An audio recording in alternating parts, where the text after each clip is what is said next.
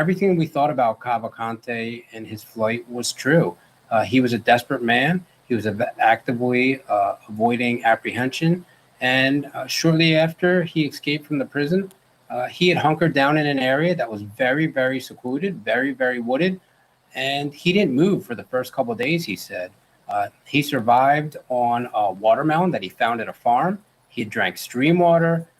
He was hiding his fecal matter under leaves and foliage so that law enforcement couldn't track him. He was a desperate man. He also described the backpack that he obtained was obtained early in his flight. He had taken it from a residence, and that's where he obtained a razor. I know a lot of people have talked about how did he get so clean shaven? Did somebody assist him? Well, quite simply, that razor was in the backpack. So he answered a lot of questions for us. And he also described an increasing amount of law enforcement every day. And that goes for both perimeters. And ultimately, that's why he decided to leave the Longwood Gardens area. He said that on numerous occasions, 3 times he described that law enforcement officials almost stepped on him within 7 or 8 yards. 3 times.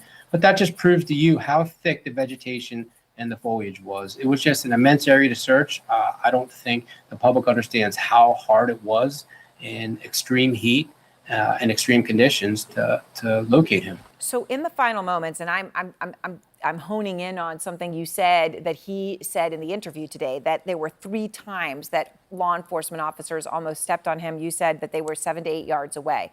I mean, that is pretty incredible to imagine. And he's lying there hiding. Eventually, when this finally was resolved, when you got him, it was a dog. It was a canine named Yoda that helped capture Cavalcante. Was crucial, in fact, to all of this. Can you tell us more about the dog named Yoda and what the dog did? So I can tell you that dog was stationed out of Detroit, Michigan. He is part of the BORTAC tactical team who was stationed out of Michigan.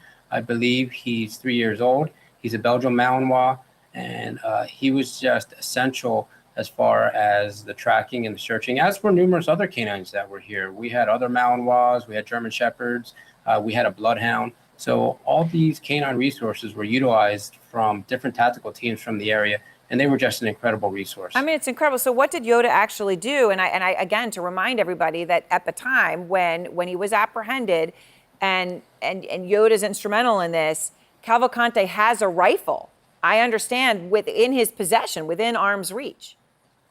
That's correct. So upon the BORTAC officers and the Pennsylvania State Police CERT team closing in on that heat signature Lieutenant Colonel Bivens talked about, yes, one of the BORTAC officers physically observed Cavalcante. At that time, verbal commands were given.